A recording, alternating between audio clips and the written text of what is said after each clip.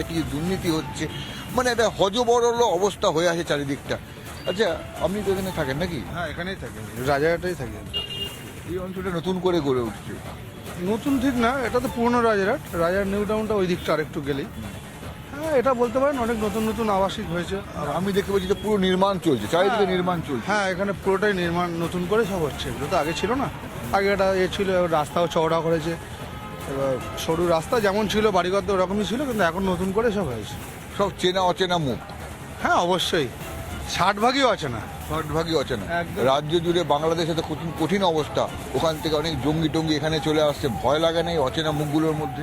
হ্যাঁ, অবশ্যই ভয় তো লাগেই, যে কার মধ্যে জঙ্গি আছে না আছে সেটা তো আমরা সাধারণ মানুষ বুঝতে পারবো না। তো সেটা তো অবশ্যই ভয় লাগে। বাজারে ঘাটে এসব আসছি, যে কোথায় কি আছে না আছে, এত জঙ্গি ধরা পড়ছে, সেটা তো একটা নিজেদের মধ্যে সবসময় কিন্তু কিন্তু ব্যাপার আসে। তার মধ্যেও তো আমাদের চলতে হবে। তো দেখা যাক কি হয়, সবাইকে সতর্ক হবে। ওখানে তিনজন বসে গল্প করছেন, আপনি চলে যাচ্ছেন? আচ্ছা, উনি সবাই চলে যাচ্ছেন কেন? সবাই চলে যাচ্ছেন এখানে, মানে কথা বলতে বলতে মানুষ ভয় পাচ্ছেন, তো মানুষ চলে যাচ্ছেন। আপনি যেটা বলার ছিল আমার, এই ওই যে অঞ্চলটা গড়ে উঠেছে, তো এই জায়গাটায় যেটা কথা হচ্ছে, এখানে এত মানুষজন হচ্ছে, সবাই অচেনা, ভয় লাগে না? না, অচেনা বলতে আমাদের নিউ টাউনে এত বাংলাদেশি লোক ঢুকে গিয়েছে। ইকো পার্কের পিছনটা আপনি যদি একবার রিপোর্ট করেন, গিয়ে দেখবেন যত বাংলাদেশি লোক, মানে এখন সব ভোটার কার্ডও করে দিয়েছে। এখানকার যে যুব সভাপতি টিএমসি, সে ওখানকার যত বহিরাগতদের এনে বসাচ্ছে। আর বাংলাদেশিরা ম্যাক্সিমাম আসছে, ওরা এসে এইখানে লোকাল যারা সাইবার ক্যাফগুলো আছে, ওইখানে ম্যাক্সিমাম টাকা পয়সা দিয়ে বিনা ডকুমেন্টস সব বানিয়ে নিচ্ছে, ফেক ডকুমেন্টস। সেই হিসাবে আমাদেরই লোক সাহায্য করছে ম্যাক্সিমাম, এখানকারই লোক। গতকাল তো মুখ্যমন্ত্রী এটা নিয়ে খুব ভয় পাচ্ছিলেন, গতকাল মুখ্যমন্ত্রী এই কথাটাই বলছিলেন যে এইভাবে মানে করছে, স্থানীয় লোকেরা সাহায্য করছে। হ্যাঁ, তো এটা নিয়ে তো মুখ্যমন্ত্রী নিজেই চিন্তিত, আপনার মতো মুখ্যমন্ত্রীও চিন্তা করতেন। এটা দেখুন, এটা তো চিন্তারই বিষয়। ম্যাক্সিমাম লোক, অনেক কেউ আসছে ওইখানকার পাসপোর্ট নিয়ে এইখানে ভারতে আসছে, ভারতে এসে এখানকার এজেন্সি ধরে এইখানকার পাসপোর্ট, ভোটার কার্ড, আধার কার্ড সব বানিয়ে নিচ্ছে, নিয়ে আবার দেশে চলে যাচ্ছে। দেশে চলে গিয়ে আবার এইখানে আসছে, এইখানে এসে নিজের বাসস্থান করে নিচ্ছে। লোকাল লোক ছাড়া তো কেউ পারবে না। কি ধরনের চক্করটা বলেন, আপনি আরেকবার বলুন তো ব্যাপারটা। মনে করুন বাংলাদেশ থেকে পাসপোর্ট নিয়ে এইখানে আসছে, এইখানে এসে কিছু এজেন্সি ধরে, মানে বাংলাদেশের লোক বাংলাদেশি পাসপোর্টে ঘুরতে এলো ভারতবর্ষে, আসলে ভারতবর্ষে মানে কলকাতা আসলো। কলকাতায় কিছু লোকাল নেতৃত্ব বলতে এখন কলকাতায় না অন্য জেলা হতে পারে, যেখানে খুশি হতে পারে। ম্যাক্সিমাম বর্ডার এলাকায় যেসব পাসপোর্ট ভেরিফিকেশন হয়, সেসব অফিস তো মানে টিএমসির মানে কথায় উঠে বসে। ওরাই ম্যাক্সিমাম আলোচনা বিশেষজ্ঞ, ওরাই ম্যাক্সিমাম ভেতর দিয়ে কিছু টাকার পরিমাণে 5,000 করে নিয়ে ম্যাক্সিমাম পাসপোর্ট জালিয়াতি সব বানিয়ে দিচ্ছে। আবার ভারতেরই পাসপোর্ট, ভোটার কার্ড, আধার কার্ড সব কিছু, তারপর আবার বাংলাদেশ চলে যাচ্ছে। এবার বর্ডারের নিচে দেওয়ার গলে আসছে। সব জানে, পাবলিক সবই জানে, কেউ চুপচাপ থাকে, কেউ বলতে চায় না। মুখ্যমন্ত্রী খুব চিন্তিত হয়ে পড়েছেন। দাদা, কোথায় যাচ্ছেন আপনি? কোথায় যাবেন? ডিউটি করে বাড়িতে যাচ্ছি। ডিউটি? তো আপনাদের এই এলাকাতে নাকি? না, আমার এলাকা নয়। কোথায় থাকেন? আমি থাকি আশপাশেই থাকি। কাছাকাছি এলাকায় থাকেন। বাড়ি অন্য জায়গায়। খুব ভয়ঙ্কর একটা কথা বললো যে মানুষ, মানে মুখ্যমন্ত্রীও কালকে বলছিলেন জালিয়াতি হচ্ছে, ভোটার কার্ড, আধার কার্ড জালি হচ্ছে, বাংলাদেশ থেকে লোক ঢুকে যাচ্ছে। অনেক কিছু দেখতে পাচ্ছি, কিন্তু আমি কোনো সমস্যায় থাকি না, ডিউটি করি, বাড়ি আছি, এই পর্যন্ত। এটা খুব সুন্দর কথা বলছেন যে কোনো সমস্যায় থাকি না, আমরা কিছু জানি, আমরা কিন্তু থাকি না। ভোটার কার্ড, আধার কার্ড অনেক কিছু জালিয়াতি হচ্ছে। আচ্ছা, এই যে মানুষজন তাকে ডিউটি করে বাড়ি যাচ্ছে, মুখ্যমন্ত্রী চিন্তিত হয়ে পড়েছে, ভোটার কার্ড, আধার কার্ড, পাসপোর্ট জালিয়াতি হচ্ছে, বর্ডার থেকে লোক ঢুকে যাচ্ছে। এই জায়গাটা নির্মীয়মান একটা এলাকা, আপনিও তো এই এলাকার লোক নাকি? কেমন লাগছে, কেমন ভয় লাগছে না? হালকা ভয়? ভয় থেকে বলতে তো মুখ্যমন্ত্রীর কথা যখন বললেন আপনি, মুখ্যমন্ত্রী সব জানে, কিন্তু কতজন অফিসারকে এই কাজ না করার জন্য সাসপেন্ড করেছে।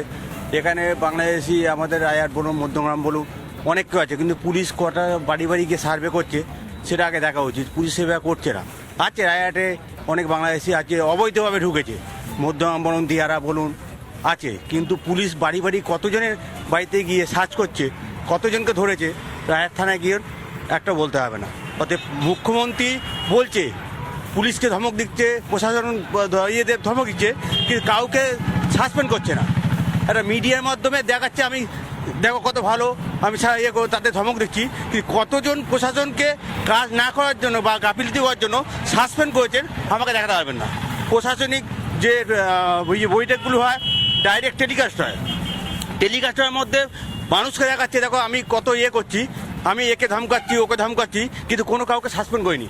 কোনো প্রশাসনিক বলুন, পরিবহন বলুন, পুলিশ প্রশাসন বলুন, শুধু ধমকাচ্ছে, মানুষকে দেখাচ্ছে আমি ধমকাচ্ছি এরকম ভালো, কিন্তু একটা জনকে সাসপেন্ড করিনি। আপনি দেখান মুখ্যমন্ত্রী কাকে সাসপেন্ড করেছে, কাকে তার পদ থেকে সরিয়ে দিয়েছে, দেখাতে পারবেন না। কিন্তু সব ভোট বাক্সের জন্য এই রাজনীতি ভুক্তভোগী পশ্চিমবাংলার মানুষ। অবৈধভাবে বাংলাদেশ অনেক আছে, আপনি যদি প্রতিটা ঘরে ঘরে করেন অনেক আছে অবৈধভাবে, কিন্তু সেইভাবে হচ্ছে না। এটা কিন্তু ভোট বাক্সের চিন্তা। এখন তো আবার জঙ্গিও ঢুকে যাচ্ছে। হ্যাঁ, জঙ্গি ঢুকছে, কে একজন ঢুকছে, সে জঙ্গি তো লেখা নেই গায়ে। তার উদ্দেশ্য আমি এখানে একটা বোম বাস্টিং করবো, আমি একটা বাজারে বোম বাস্টিং করবো, বাইরে ওই বাজারে কে মুসলিম কে হিন্দু কে খ্রিস্টান দেখবে না, বোম বাস্টিং যখন হবে সবাই মারা যাবে, কেউ ধর্ম থেকে আসবে না। জঙ্গি তাদের জঙ্গিতে স্বার্থ হচ্ছে আমি এই জায়গাটা জঙ্গি করে আমার যে এটা আমি জিহাদ প্রচার করব, আমাকে ভয় পাবে। এখন তো আরো ভয় করা হচ্ছে, গোটা বাংলাদেশ অশান্ত, বাংলাদেশ হিন্দুদের ধরে কাট কাট করে মারছে। বাংলাদেশ অশান্ত, বাংলাদেশে এর জন্য আমাদের পশ্চিমবাংলার সীমান্তর পাশাপাশি পশ্চিমবাংলা ঢুকে যাচ্ছে, ঠিক আছে। এবার এটা একটা রাজনীতি হচ্ছে, এ বলছে বিএসএফ দায়ী, ও বলছে রাজ্য দায়ী, রাজ্য পুলিশ দায়ী, কিন্তু মেন প্রবলেম কিন্তু পশ্চিমবাংলার মানুষ। যখন কোনো বোম ব্লাস্টিং বা কোনো গুলি চলবে, কে কংগ্রেসে সিপিএম কে তৃণমূল বিজেপি পড়বে না, সাধারণ মানুষ হিন্দু মুসলিম সব মরবে। কিন্তু রাজনীতির জন্য সাধারণ পশ্চিমবাংলার মানুষ হয়রানি হচ্ছে, পশ্চিমবাংলার মানুষের কাজ চলে যাচ্ছে, পশ্চিমবাংলার মানুষের খাদ্যর সংকট দেখা যাচ্ছে এই বাংলা অনুপ্রবেশকে। তাই দল বাংলাদেশ অনুপ্রবেশ হচ্ছে, এখানে জিনিসের দামও বেড়েছে নাকি? বাড়বে। আমার যদি 5 কেজি চাল থাকে আর যদি আমার 10-এর জায়গায় 15 জন লোক থাকে, আমি পাবো কোথায়? যখন খাদ্য সংকট হবে দাম বাড়াতে বাধ্য হবে। তার জন্য টোটালটাই তাই আমাদের বেঁচে রাজনীতির কোনো না দেখে পশ্চিমবাংলার স্বার্থে, পশ্চিমবাংলার মানুষের স্বার্থে আপনাকে ঘরে ঘরে সার্চ করে অবৈধভাবে যারা আছে, অবৈধভাবে, বৈধভাবে কোনো অসুবিধা নেই, অবৈধভাবে যারা আছে তাদেরকে ধরে বাংলাদেশে পাঠিয়ে দিন, নালে জেলে দিন, এটা হচ্ছে নিয়ম।